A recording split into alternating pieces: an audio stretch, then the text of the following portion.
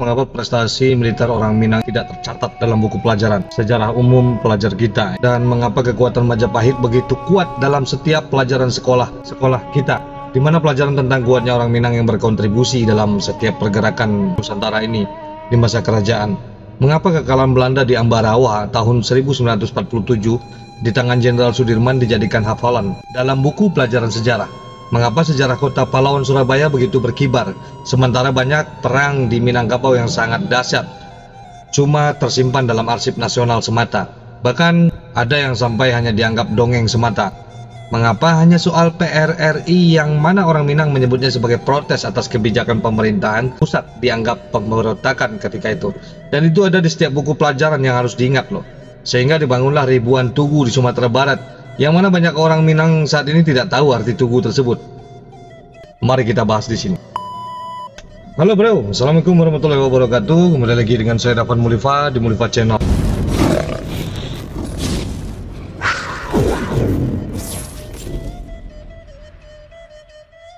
Kita awali saja langsung ke sejarah Majapahit. Tahun 1275 Masehi, prajurit Singosari melakukan ekspedisi Pamalayu dan mengadakan persekutuan militer dengan kerajaan kawasan Melayu. Lalu melawatlah dua putri kerajaan Dharmasaraya ke daerah Jawa, yaitu Darapetak dan Darajingga. Mereka berdua ini hasil kerajaan Dharmasaraya yang terletak di alam Minangkabau untuk dipersunting oleh penguasa Singosari sebelum keruntuhannya Singosari, demi mengikat persaudaraan antara kerajaan Jawa dan kerajaan Minang. Darapetak dipersunting oleh Raden Wijaya, pendiri kerajaan Majapahit, dan dijadikan permaisuri utama. Lahirlah Jaya Negara selaku Raja Majapahit yang kedua. Dia adalah blasteran daerah Jawa dan Minangkabau. Artinya ada Raja Majapahit yang berdarah alam Minangkabau. Dan setelah itu Majapahit mulai melakukan ekspansi militer ke berbagai daerah seperti Pahang, Dompo, Borneo, Pasai, Palembang, Bali, Celebes, Irian, Timor, dan Gajah Mada yang bertekad dalam Sumpah Palapa bersama prajurit Jawa, Madura, dan dengan bantuan Manggalayuda Aditya Warman, anak dari Darajingga, yang juga keturunan Jawa dan Minangkabau, dan juga ada dengan barisan-barisan Melayu lainnya. Nah, Minangkabau dan Palembang membantu Jawa meluaskan kekuasaan ke segenap penjuru Nusantara. Ini berarti ada kontribusi petarung militer Minangkabau memberi andil bagi meluasnya kekuasaan Majapahit ketika itu. Tapi tidak banyak diketahui orang. Banyak yang mengira Majapahit ini hanyalah usaha dari orang Jawa semata tanpa bantuan dari etnis lain. Nah, ketika terjadi pemberontakan Sedeng dan Kuti di Jawa, prajurit asal Melayu dan Minangkabau dikerahkan untuk menumpas pemberontakan itu, sedangkan prajurit asli Majapahit sudah tidak sanggup mengatasinya. Di masa Aditya Warman kembali pulang ke tanah leluhurnya yaitu Minangkabau dan mendirikan kerajaan baru dalam pedalaman alam Minangkabau yaitu Kerajaan Pagaruyung. Tetapi Majapahit mulai berusaha mencengkeram Pagaruyung yang awalnya adalah partner dan sekutu kerajaan Minangkabau yang semula dipimpin oleh Aditya Warman yang berjasa besar bagi Majapahit. Setelah mengangkatnya Aditya Warman, apa yang terjadi? Majapahit perang dengan Minangkabau dan melakukan invasi militer ke Pagaruyung pada tahun sekitar 1300-an dan dihadang di daerah dekat Sawalunto, Sejunjung. Akhirnya prajurit Majapahit hancur binasa di sana dengan segala trik dan intrik perangnya. Nah, daerah itu begitu busuknya oleh mayat prajurit Majapahit bergelimpangan. Akhirnya kampung itu dinamakan Padang Sibusuk dan invasi militer Majapahit gagal total di daerah tanah Minangkabau. Nah, masa pun berganti. Mulailah berdatangan pelaut-pelaut asing yaitu Portugis, Belanda, Inggris, dan Perancis ke wilayah Nusantara ini. Minangkabau yang berjiwa pelayar dan pedagang mulai mendapat saingan dari orang asing, dan kota Padang mulai dilirik oleh VOC Belanda. Pada tahun 1665, VOC dengan bantuan orang Bugis Makassar yang dipimpin oleh Arung Palaka dan juga Ambon yang dipimpin Panglima Jongker, mereka melakukan tindakan militer di Padang dan ditantang oleh orang Pauh Minang dengan sokongan pelaut dari Aceh. Belanda memang berhasil bercokol di Padang, tapi tidak dengan tenang dia berada di sana, melainkan munculnya perang yang terus-menerus selama lebih dari 1 abad dengan pendekar-pendekar Pauh, Koto Tangah, Pariaman, Painan, dan Air Bangis. Nah, perang skala menengah itu terjadi lebih dari 25 kali dari tahun 1665 hingga 1789 demi merebut kembali Padang, Pariaman, Painan dari tangan Belanda dan VOC. Usaha ini gagal berhasil lalu gagal lagi secara berulang. Hal ini membuktikan betapa semangatnya jiwa perang dari orang Minang selama VOC berkuasa. Selanjutnya VOC bubar dan diganti dengan kolonial baru yaitu Hindia Belanda sekitar abad ke-18 ya. Sementara kaum Padri berkuasa di pedalaman Minang sejak tahun 1803. Ini membuat Belanda iri dan mereka bersekutu dengan kaum adat untuk menyerang basis militer Padri pada tahun 1821. Maka pecahlah perang yang berlangsung selama 24 tahun hingga 1845. Walaupun benteng Bonjol yang mana itu adalah pertahanan terkuat Padri telah jatuh pada tahun 1837, perang tetap berlangsung sampai tahun 1845. Jadi bukan hanya 16 tahun perang berlangsung, tapi 24 tahun merupakan salah satu perang paling berat bagi Belanda selama perluasan kekuasaan di Nusantara ini. Saya akan sebutkan ada 3 medan perang yang berat bagi Belanda dan bisa menghancurkan kekuatan militer Hindia Belanda ketika itu. Yaitu yang pertama itu Perang Aceh dari tahun 1873 sampai 1904, bahkan hingga kejatuhan Belanda dari Jepang. Nah, yang kedua Perang Jawa dari tahun 1825 hingga 1830 yang memakan korban 15.000 tewas di pihak Belanda. Yang ketiga Perang Padri di Minangkabau yang dengan susah payah dan kalah, menang, kalah lagi, juga perlu kerahkan kekuatan penuh selama 24 tahun sampai akhirnya Belanda baru berhasil menguasai seluruhnya. Nah, semasa Perang Padri ini Belanda perlu mengerahkan tentara negara Eropa, yaitu tentara Belanda sendiri, bekas serdadu Napoleon yang ada di Jawa, serdadu Inggris, bekas bawahan Raffles Damport, serdadu bayaran dari Jerman, Prancis, Luxembourg, Belgia, dan lain-lain. Juga ada serdadu Afrika dari Ghana dan Afrika Selatan. Dan juga plus petarung dari daratan Jawa, barisan Sentot Alibasa, pelaut dan warrior Bugis, Ambon, Madura, Batak, animisme, dan kaum adat Minang yang bersekutu dengan Belanda. Sedangkan di pihak Padri, barisan Tuanku Imam Bonjol dibantu kaum adat yang mulai berpihak ke Padri. Lalu pelaut Aceh, barisan Batak Mandailing di bawah kepemimpinan Tuanku Rao, barisan Riau dipimpin Tuanku Tambusai, dan sebagian dari barisan Sentot Alibasa asal Jawa yang berpihak ke Padri, termasuk Sentot sendiri yang ketika itu mulai mengkhianati Belanda. Nah, Belanda harus mengerahkan 25.000 sampai dengan 35.000 pasukan, baik reguler, campuran, dan pribumi Nusantara, dan harus menurunkan 5 jenderalnya. Jenderal terbaik yang diturunkan demi menundukkan Minangkabau yaitu Komjen van den Bosch, Sitanam Paksa, Letnan Jenderal Ries, jagoan perang di Ponorogo, Jenderal Mayor Clarence yang menangkap Pangeran Diponegoro, dan Jenderal Mayor Kogios, Panglima paling tinggi Angkatan Darat Hindia Belanda, dan Jenderal Mayor Hendrik. Barulah di tangan Jenderal Mayor Kogios, Belanda berhasil merebut benteng Bonjol tahun 1837. Dan perang masih berlanjut, dapat skala kecil hingga tahun 1845 dengan Jenderal Mayor Hendrik selaku pimpinan militer ketika itu. VOC berkuasa di Sulawesi Selatan, tanahnya Bugis Makassar. Kemenangan VOC dibantu Arung Palaka yang punya dendam juga ya pada kerajaan Goa, yang mana Arung Palaka juga pernah membantu VOC untuk menaklukkan Minang. Mereka menguasai kerajaan Goa yang dipimpin Sultan Hasanuddin tahun 1669.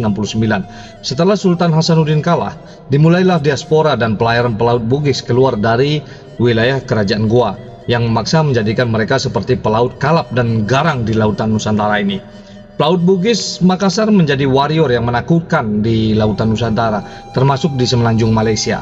Pelaut Bugis mencari daerah baru untuk dikuasai, dan ketahuilah agresi Bugis ini mendapat tantangan dari orang-orang Minang. Di semenanjung, tepatnya di Johor, terjadi bentrokan keras antara Bugis dan Minangkabau. Juga di Selangor, Terengganu, Pahang, Negeri Sembilan, dan Pulau Penang. Warrior mengerikan Bugis yang begitu ditakuti berhasil dipukul mundur oleh orang Minang dari Negeri Sembilan dan Pulau Penang. Tetapi wilayah Johor, Terengganu, dan Pahang, Bugislah yang pegang kendali. Perseteruan Minangkabau dan Bugis dalam menguasai semenanjung menjadikan dua suku bangsa ini sebagai suku yang terkenal tukang perang di zaman itu. Ya, selama abad ke-17 dan 18 Masehi. Ada 5 suku bangsa yang ada di Nusantara ini yang dikenal suka berperang di abad pertengahan, yaitu suku Jawa yang terus bergolak sejak abad ke-6 dalam perang saudara, perang agresi, perang pertahanan wilayah plus konfrontasi dengan Belanda. Ada juga Aceh yang adalah agresor perang di semenanjung Malaya, juga pantai-pantai Sumatera melawan Belanda dan Portugis. Ada juga Bugis dengan pelaut-pelaut warrior menakutkan yang melayari lautan Nusantara ini. Berikutnya ada Madura dengan keahlian perang istimewa. Jadi Minangkabau yang sejak era Sriwijaya adalah petarung bela diri yang dipakai Sriwijaya Majapahit saat perluasan wilayah Nusantara. Aceh semacam penyerbuan Portugis di Malaka, Sultan Hasanuddin ketika mempertahankan Goa dalam gabungan aliansi Bugis Goa Melayu, juga perang di Palembang ketika Sultan Badarudin berperang dengan Belanda tahun 1825. Prajurit Palembang dan pendekar perantau Minang di Sungai Musi, termasuk perang Pasemah di Sumsel ketika Tuanku Imam Perdipo dengan barisan Padri Minang dan penduduk setempat mempertahankan Pasemah, dan perlawanan Sisingamangaraja juga ketika melawan penjajah di Tanah Batak dengan bantuan petarung Minang kerjasama dengan Aceh. Perang Aceh di mana perantau Minang juga berkontribusi di sana, seperti contohnya ada pahlawan keturunan Aceh Minang yaitu Tuku Umar dan Cut Nyadin yang berdarah Minang ada di sana. Jadi kita lihat masa perjuangan kemerdekaan. Kita banyak ketahui orang Minang banyak yang terlibat dalam perjuangan politik, yaitu Muhammad Hatta, ada Sultan Syahrir, ada Tan Malaka, dan Haji Agus Salim. Juga ada Muhammad Yamin dan lain-lain.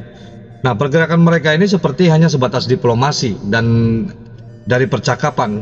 Nah, pertanyaannya, apa tidak ada sama sekali perang kemerdekaan di Minangkabau?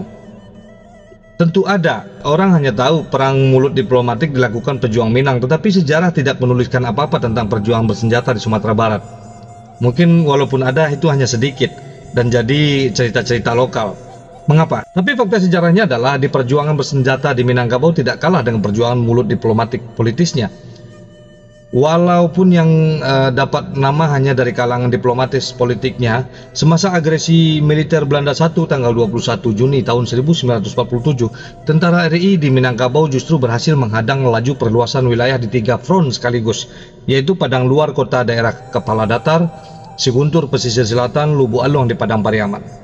Bahkan pada tanggal 27 Juni tahun 1947 di Kepala Datar dekat pabrik semen Padang, tentara Belanda mengalami kehancuran masif dan terpaksa kembali ke kota Padang dengan sisa-sisa kekuatan yang ada. Nah, sejarah ini sengaja dikaburkan atau memang dilupakan oleh berbagai kepentingan, saya tidak tahu. Agresi militer Belanda II contohnya dilancarkan pada tanggal 18 Desember 1948 dan jatuhlah Jogja dalam tempo 4 jam saja dalam sebuah penyerbuan kilat atau disebut masa itu yaitu sistem Blitzkrieg. Dan di Sumatera Barat yang menjadi pusat ibu kota Sumatera, Bukit Tinggi juga diserbu pada tanggal yang sama dan sistem serbu yang sama juga, yaitu serbuan kilat atau bisa disebut juga Blitzkrieg. Itu baru jatuh ke tangan Belanda tanggal 24 Desember tahun 1948. Artinya Bukit Tinggi dipertahankan 4 hari lebih lama oleh divisi 11 Banteng dikemandai Letkol Dahlan Jambe dibanding ibu kota Jogja yang terdapat divisi Diponegoro yang tersohor di sana dengan Letkol Suharto ketika itu berada di posisi sana. Jogja jatuh hanya 4 jam penyerbuan kilat lewat udara dan darat, sedangkan Bukit Tinggi jatuh 4 hari dengan upaya mati-matian Belanda lewat darat dan udara. Padahal rakyat Minang kalah dalam segi persenjataan jauh dibanding mesin-mesin perang Belanda saat itu. Tapi sayang ini tidak dijadikan hafalan bagi anak sekolah. Lalu seketika Soekarno, Hatta, dan Syahrir tertawan dan dikirim ke Rantau Prapat dekat Toba Samosir. Kenapa? Pertanyaannya, mengapa mereka ditawan di sana, di daerah Sumatera Utara sana? Jawabnya, sebab di daerah sekitar Danau Toba dan Prapat itu aman dari serangan gerilya Republik ketika itu. Dengan kata lain, bahwa tidak ada perlawanan berarti dari Sumatera Utara kepada penjajahan Belanda ketika itu. Fakta keras adalah gerilyawan di Tanah Batak tengah konflik sesama mereka sendiri. Barisan Mayor Malau, Barisan Mayor Bejo, dan Barisan Saragi Hiras, juga gerombolan naga terbang di Sumatera Utara saling serbu dan menghambur-hamburkan senjata, menghambur-hamburkan peluru sesama mereka, sehingga Belanda menjadi mudah mengatasi gerilyawan Batak. Tapi uniknya banyak orang Batak yang diangkat jadi jenderal semasa Soekarno dan Soeharto. Dan contohnya yaitu Abdul Haris Nasution yang mendapat bintang 5 setara dengan Sudirman dan Soeharto sendiri. Lalu TB Simatupang jenderal penuh, Maraden Pangabean, dan Faisal Tanjung jenderal penuh. Beda dengan Sumatera Barat yang ibu kota Sumatera kala itu, perjuangan gerilya begitu gencarnya sejak agresi kedua Belanda tanggal 18 Desember 1948 hingga akhir Oktober 1949. Perjuangan bersenjata di sini membuat Belanda putus asa. Sebabnya kesatuan orang Minang begitu solid dengan tekad mempertahankan PDRI, Pemerintahan Darurat Republik Indonesia ketika itu, yang berpusat di daerah Koto Alam 50 kota. Sementara itu pemerintahan RI sudah ditawan Belanda. Maka militer Minangkabau Divisi 9 Banteng ketika itu begitu keras dalam berupaya mengacaukan formasi Belanda di Minangkabau. Dan Belanda tidak mampu membangun negara boneka di Minangkabau sebagaimana daerah lain.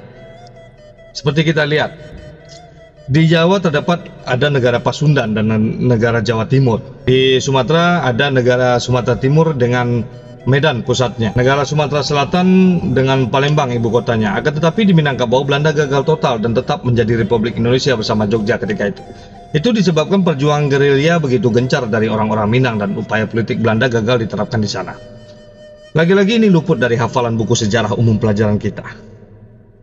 Ini banyak sekali referensi. Kalau masih ada yang bertanya apa referensinya, banyak sekali referensinya. Oke, lalu datang masa kemerdekaan. Pemerintahan Soekarno dalam tawanan Belanda lebih disambut rakyat daripada pemerintahan darurat PDRI dalam gerilya bersenjata. Perjanjian Rum-Royem menghasilkan dikembalikannya pemerintahan Jogja dan PDRI hanya dipandang sebelah mata ketika itu. Lalu divisi tangguh Minang yaitu divisi 9 Banteng dibubarkan. Dari 23.000 militer Minang sekarang disusutkan menjadi hanya 4.000 tentara dalam 4 batalion saja. Lalu Abdul Haris Nasution memutuskan Minangkabau menjadi bawahan militer Medan dalam divisi Bukit Barisan. Minang di bawah Medan. Nah, orang Minang yang bertempur pahit getir dan mengakibatkan banyak korban tewas di pihak Belanda justru ditempatkan di bawah Medan, yang pada saat perang mereka ketika itu lebih sibuk perang bersama mereka ketimbang dengan Belanda. Nah, setelah itu muncullah gerakan PRRI tahun 1958. Ini sebagai akibat ketidakpuasan atas keputusan pemerintahan pusat Soekarno ketika itu dengan kebijakan yang kontroversialnya.